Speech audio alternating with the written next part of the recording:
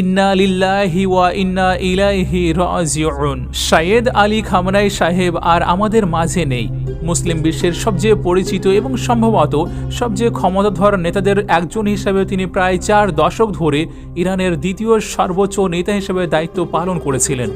সংবাদ মাধ্যমের মাধ্যমে তার রাজনৈতিক জীবন, তার সিদ্ধান্ত এবং তার প্রভাব সম্পর্কে আপনারা অনেক কিছুই জেনে থাকবেন।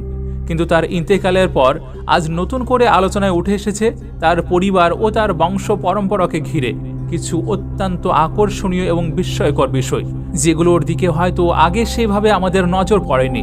উদাহরণস্বরূপ, যে বিষয়টি দীর্ঘদিন ধরে আলোচনার কেন্দ্রবিন্দুতে ছিল তা হলো সাইয়েদ আলী খামনাই নিজেকে হজরত মুহাম্মদ মুস্তাফা সাল্লাল্লাহু আলাইহি সাল্লামের বংশধর বলে দাবি করতেন। খামনেই পরিবার, যে পরিবারে তিনি জন্মগ্রহণ করেছিলেন, তাদের দাবি অনুযায়ী এবং ইরানের সরকারি রেকর্ড অনুসারে তিনি শেষ নবী হজরত মুহাম্মদ মুস্তাফা সাল্লাল্লাহু আলাইহি সাল্লামের বংশধারার অন্তর্ভুক্ত ছিলেন। 2020 সালে লেবাননের আল মানার টিভি থেকে সম্প্রচারিত একটি ডকুমেন্টারিতেও এমনটি দাবির উল্লেখ করা হয়েছিল, যেখানে বলা হয় যে তিনি নবী করিম সাল্লাল্লাহু আলাইহি সাল্লামের 38তম প্রজন্মের অন্তর্ভুক্ত ছিলেন। আর এই দাবিটি শিয়া সূত্রে করা হয়ে থাকে। এখন প্রশ্ন হলো, সাইয়েদ আলী খামেনাই কিভাবে নবী করিম সাল্লাল্লাহু আলাইহি সাল্লামের বংশের সঙ্গে যুক্ত ছিলেন? তার প্রকৃত বংশ পরম্পরা কিভাবে গড়ে উঠেছিল? তার ইন্তেকালের পর এই প্রশ্নগুলো আরও বেশি করে আলোচনায় এসেছে। তবে সেই ইতিহাসে প্রবেশ করার আগে তার পরিবারের সঙ্গে জড়িত আরেকটি বিস্ময়কর বিষয়ের দিকে একবার তাকানো যাক। স্ক্রিনে যে ভদ্র মহিলাকে আপনারা দেখছেন, তিনি ছিলেন সাইয়েদ আলী খামনাইয়ের আপন সহোদরা, অর্থাৎ আপন বোন। অনেকের কাছে এই বিষয়টি বিস্ময়কর মনে হতে পারে যে পরিবারের এই সদস্য দীর্ঘ সময় ধরে ইরানের ভিতরে তার অন্যতম প্রকাশ্য সমালোচক হিসেবে পরিচিত ছিলেন। একবার নয়, বহুবার তিনি তার ভাইয়ের নেতৃত্বাধীন সরকারের নীতির সমালোচনাও করেছিলেন এবং বিভিন্ন সময় নিজের মতামত প্রকাশ করেছিলেন। শুধু তাই নয়, তার স্বামীও সেই সরকারের কড়া সমালোচক ও বিরোধীদের মধ্যে অন্যতম হিসেবে পরিচিত ছিলেন। আর বর্তমানে তাদের কন্যা অর্থাৎ সাইয়েদ আলী খামনাইয়ের ভাগ্নির মনোভাবও প্রায় একই রকম বলে মনে করা হয়, যার কারণে সময়ে সময়ে তাদের বিরুদ্ধে শুধু ব্যবস্থা নেওয়া হয়েছে তাই নয়, বরং তাদের কারাবাসও করতে হয়েছে। এখন প্রশ্ন হলো, কেন? চলুন এই সমস্ত বিষয়কে একটু গভীরভাবে বোঝার চেষ্টা করি। এখন যদি আমরা ইরানের সর্বোচ্চ নেতা সাইয়েদ আলী খামনাইয়ের বংশ পরম্পরা বোঝার চেষ্টা করি, তাহলে আমাদের প্রথমে একটি মৌলিক বিষয় জানা জরুরি। বর্তমান সময়ে শেষ নবী হজরত মুহাম্মদ সাল্লাল্লাহু আলাইহি সাল্লামের যত বংশধর পৃথিবীতে আছেন, তাদের সবাই কেবলমাত্র রাসূল সাল্লাল্লাহু আলাইহি সাল্লামের একমাত্র কন্যার মাধ্যমে, কোনো পুত্রের মাধ্যমে নয়। অর্থাৎ নবী করিম সাল্লাল্লাহু আলাইহি সাল্লামের সম্পূর্ণ বংশ পরম্পরা তার প্রসিদ্ধ কন্যা হযরত ফাতিমাতুজ জোহরার মাধ্যমে চলমান হয়েছে। আর ঐতিহাসিকভাবে তাদের বংশধরদেরকে সাইয়েদ বলা হয়। আপনাদেরকে জানিয়ে রাখি, এই প্রিয় কন্যা হযরত ফাতিমা জোহরার বিয়ে হয়েছিল মুসলমানদের শেষ খলিফা ইমাম হযরত আলী শেরে খোদার সঙ্গে। তাদের 5 সন্তান ছিল, 3 পুত্র হযরত ইমাম হাসান, হযরত ইমাম হুসাইন ও হযরত মুহসিন, এবং 2 কন্যা হযরত জয়নব ও হযরত উম্মে কুলসুম। এই 5 সন্তানের মধ্যে বিশেষভাবে গুরুত্বপূর্ণ ছিলেন হযরত ইমাম হাসান ও হযরত ইমাম হুসাইন, কারণ তাদের মাধ্যমে হযরত আলী ও হযরত ফাতিমা জোহরার বংশ পরম্পরা সামনে এগিয়ে যায়। অন্যভাবে বললে, শেষ নবী হযরত মুহাম্মদ সাল্লাল্লাহু আলাইহি সাল্লামের বংশও তাদের মাধ্যমে অব্যাহত থাকে। এই কারণে পৃথিবীতে যারা নিজেদের বংশ হযরত ইমাম হাসানের সঙ্গে যুক্ত করেন, তাদেরকে হাসানী সাইয়েদ বলা হয়। আর যারা নিজেদের বংশ হযরত ইমাম হুসাইনের সঙ্গে যুক্ত করেন, তাদেরকে হুসাইনের সাইয়েদ বলা হয়। কিন্তু আশ্চর্যের বিষয় হলো, নবী করিম সাল্লাল্লাহু আলাইহি সাল্লামের এই 2 মহান নাতি শহীদ হয়েছিলেন। হযরত ইমাম হাসানকে বিষ প্রয়োগ করা হয়েছিল, আর হযরত ইমাম হুসাইনকে তার 72 জন সঙ্গীর সঙ্গে কারবালায় যেভাবে শহীদ করা হয়েছিল তা আপনাদের নতুন করে বলার আর প্রয়োজন নেই। যদিও হযরত ইমাম হাসানের বহু সন্তান ছিল এবং তাদের মাধ্যমে তার বংশ পরম্পরা সুদূর পর্যন্ত বিস্তৃত হয়, তবুও এখানে আমরা কেবল হযরত ইমাম হুসাইনের বংশ নিয়ে আলোচনা করব, কারণ সর্বোচ্চ নেতা সাইয়েদ আলী খামনাইয়ের পরিবার তাদের বংশ হযরত ইমাম হাসানের মাধ্যমে নয়, বরং হযরত ইমাম হুসাইনের মাধ্যমে যুক্ত বলে দাবি করে। এখন সামনে এগোলে, যেমন আমরা জানি কারবালার ময়দানে যা কিছু ঘটেছিল, তারপর হযরত ইমাম হুসাইনের মাত্র একজন সন্তানই বেঁচে থাকতে পেরেছিলেন, আর তার নাম ছিল হযরত ইমাম জয়নুল আবেদিন। অন্য সন্তানদের মতো তিনিও কারবালার ঘটনার সময় সেখানে উপস্থিত ছিলেন, কিন্তু অসুস্থ থাকার কারণে যুদ্ধে অংশ নিতে পারেননি। আর হয়তো এই ঘটনায় ছিল সেই কারণ যে আল্লাহ রাব্বুল আলামিন পুরো বংশধারাকে কেবল তার মাধ্যমে সামনে এগিয়ে নিতে চেয়েছিলেন। এখন যদি ইমাম জয়নুল আবেদিনের সন্তানদের দিকে তাকানো হয়, তাহলে দেখা যায় তার একজন পুত্র ছিলেন জায়েদ আশ শাহিদ, যিনি তার সময়ের সঙ্গীদের নিয়ে বানু উমাইয়ার জুলুমের বিরুদ্ধে তলোয়ার তুলেছিলেন। কিন্তু সেই সময় বানু উমাইয়া এতটাই শক্তিশালী হয়ে উঠেছিল যে তারা শুধু এই আন্দোলন দমনই করেনি, বরং জায়েদ আশ শাহিদকে তার সঙ্গীদের সঙ্গে শহীদও করে দেয়। এখানে আরেকটি গুরুত্বপূর্ণ বিষয় জানা দরকার। আজকের সময়ে আপনারা ইয়ামেন অঞ্চলে বসবাসকারী যেসব জায়েদে শিয়া এবং বিশেষ করে তাদের হুথি গোষ্ঠীর কথা শুনে থাকেন, সেই ইয়ামেনের হুথি এবং জায়েদি শিয়াদের সূত্রপাত এখান থেকে হয়েছে। হ্যাঁ, সেই সময় ইমাম জয়নুল আবেদিনের ইন্তেকালের পর ইমামত নিয়ে মতভেদ সৃষ্টি হয়েছিল। একদল মানুষ তার পুত্র জায়েদ আশ শাহিদকে পরবর্তী ইমাম হিসেবে মেনে নেয় এবং পরবর্তীতে তারাই জায়েদি শিয়া হিসেবে পরিচিত হয়। অন্যদিকে অধিকাংশ মানুষ ইমাম জয়নুল আবেদিনের আরেক পুত্র মোহাম্মদ আল বাকিরকে পরবর্তী ইমাম হিসেবে গ্রহণ করে এবং তারাই আজ 12 শিয়া নামে পরিচিত, অর্থাৎ যারা 12 ইমামের ধারণায় বিশ্বাস করে এবং আজ ইরান, ইরাক, ভারত, পাকিস্তান সহ বিশ্বের বহু অঞ্চলে বসবাস করে।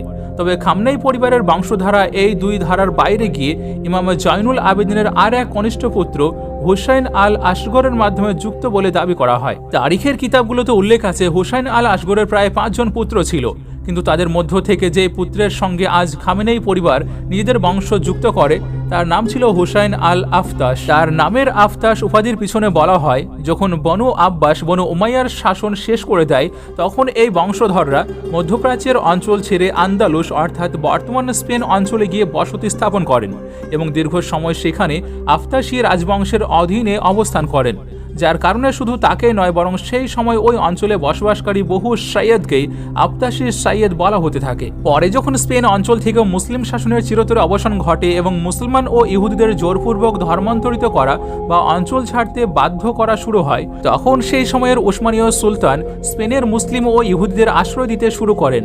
আর ওইসব আশ্রয়প্রাপ্ত বহু পরিবারের মধ্যে হাসান আল আফতাসের বংশধররাও ছিলেন।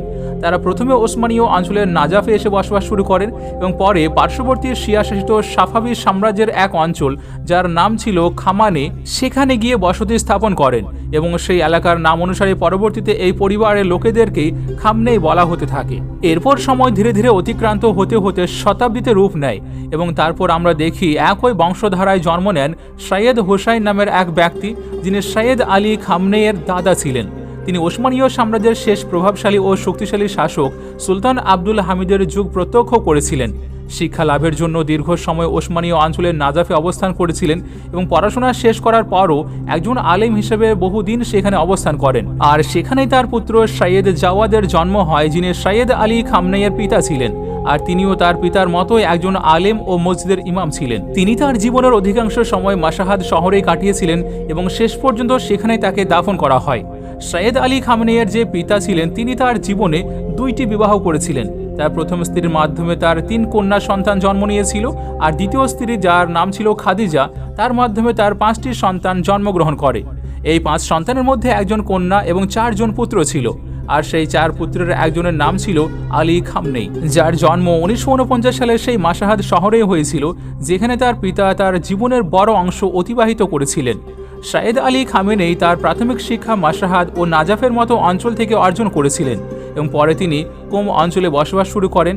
আর সেখানেই তার যোগাযোগ হয় রুহুল্লাহ খমেনির সঙ্গে, যিনি 1979 সালের বিপ্লবের নেতৃত্ব দিয়েছিলেন আর যাকে বর্তমান ইরানের প্রতিষ্ঠাতা হিসেবে মানা হয়। 1979 সালের বিপ্লবে তিনি অল্প কয়েকজন কেন্দ্রীয় ব্যক্তিত্বের একজন হিসেবে গুরুত্বপূর্ণ ভূমিকা পালন করেছিলেন।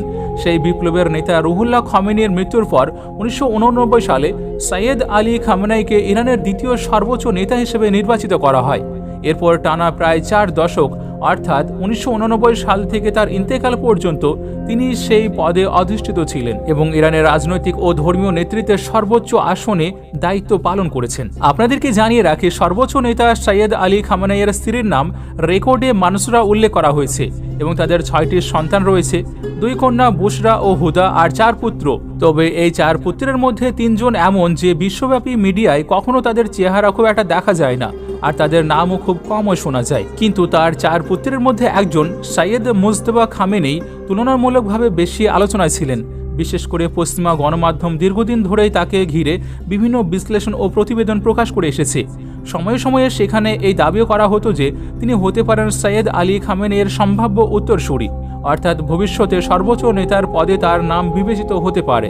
তবে ইরানি রাষ্ট্রীয় বা মূলধারার মিডিয়ায় এ ধরনের সম্ভাবনা কখনো আনুষ্ঠানিকভাবে গুরুত্ব পায়নি, বরং সেখানকার অবস্থান ছিল সর্বোচ্চ নেতা নির্বাচনের প্রক্রিয়া সংবিধান ও বিশেষজ্ঞ পরিষদের অ্যাসেম্বলি অফ এক্সপার্টের মাধ্যমে নির্ধারিত হয়, কোনো পারিবারিক উত্তরাধিকারীর সূত্রে নয়। তো তার ইন্তেকালের পর আবারও এই প্রশ্ন সামনে এসেছে, কিন্তু এখন পর্যন্ত আনুষ্ঠানিকভাবে উত্তরসূরি নিয়ে কোনো চূড়ান্ত ঘোষণা দেওয়া হয়নি। আচ্ছা, আপনাদেরকে আরেকটা জিনিস জানিয়ে রাখি, পশ্চিমা গণমাধ্যমের এই দীর্ঘদিনের আলোচনার পিছনে একটি কারণ হিসাবে প্রায় উল্লেখ করা হতো যে সাইয়েদ মুজতবা খামনেই শুরু থেকে রাজনৈতিক অঙ্গনে সক্রিয় ছিলেন।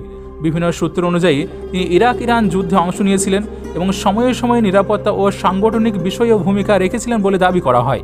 এইসব কারণেই তাকে সম্ভাব্য উত্তরসূরি হিসেবে বিশ্লেষণ করা হতো, যদিও এই বিষয়ে কোনো আনুষ্ঠানিক ঘোষণা কখনো দেওয়া হয়নি। এবার যদি আমরা সাইয়েদ আলী খামনেইয়ের পরিবারের ভিতরের ভিন্ন মতের প্রসঙ্গে আসি, তাহলে শুরুতেই যার কথা বলা হয়েছিল তিনি হলেন তার বোন বদরি খামনেই। তিনি দীর্ঘদিন ধরে প্রকাশ্যে তার ভাইয়ের নীতি ও সরকারের সমালোচনা করে আসছিলেন। বিশেষ করে 2022 সালে মাহসা আমিনিকে ঘিরে যে ব্যাপক বিক্ষোভ ইরানে শুরু হয়, সেই সময়েও তিনি প্রকাশ্যে চিঠি ও বক্তব্যের মাধ্যমে সরকারের বিরোধিতা করেছিলেন। তার স্বামী আলী তাহারানির রাজনৈতিক পথচলা ছিল নাটকীয়। ইরানের বিপ্লবের সময় তিনি রুহুল্লাহ খমেনি ও অন্যান্য বিপ্লবী নেতাদের সঙ্গে সক্রিয় ছিলেন। তবে বিপ্লব পরবর্তী সময়ে তার সঙ্গে নতুন রাষ্ট্র ব্যবস্থার নেতৃত্বের মতবিরোধ দেখা দেয়। কিছু আন্তর্জাতিক প্রতিবেদনে দাবি করা হয়েছে যে তিনি রাষ্ট্র ব্যবস্থার কাঠামো নিয়ে ভিন্ন মত পোষণ করতেন। আবার কিছু সূত্রে তার বিরুদ্ধে মুজাহিদিনে খালকের সঙ্গে সংশ্লিষ্টতার অভিযোগও উত্থাপিত হয়েছিল, যদিও এসব বিষয় নিয়ে ভিন্ন ভিন্ন মত রয়েছে। পরবর্তী সময়ে তিনি দেশ ত্যাগ করেন এবং বহু বছর পর 1995 সালে ইরানে ফিরে এলে তাকে কারাদণ্ড দেওয়া হয়। পরে শাস্তির একটি অংশ ভোগ করার পর তিনি মুক্তিও পেয়ে যান। তিনি বর্তমানে আর জীবিত নন, তবে তার পরিবার, বিশেষ করে তার কন্যা ও অন্যান্য সদস্যরা বিভিন্ন সময়ে প্রকাশ্যে সমালোচনামূলক অবস্থান নিয়েছেন, যা আন্তর্জাতিক গণমাধ্যমে আলোচিত হয়েছে। এইভাবে সাইয়েদ আলী খামেনির রাজনৈতিক জীবনের পাশাপাশি তার পারিবারিক পরিমণ্ডলেও মতভেদ ও ভিন্ন অবস্থান বিদ্যমান ছিল, যা তার ইন্তেকালের পর আবার নতুন করে আলোচনায় উঠে এসেছে। তো আজকের জন্য শুধুমাত্র এই পর্যন্তই। ভিডিও ভালো লাগার সবচেয়ে খুব সুন্দর ইজাহার হলো ভিডিওটিকে লাইক করে আপনার প্রিয়জন এবং ফ্যামিলির মাঝে অবশ্যই শেয়ার করুন। আর এমন ভিডিও আরও দেখার জন্য আমাদের চ্যানেলটিও সাবস্ক্রাইব করে রাখতে পারেন। আপনাদের সঙ্গে আমি নাহিদ, আমাদের সঙ্গে জুড়ে থাকার জন্য শুকরিয়া।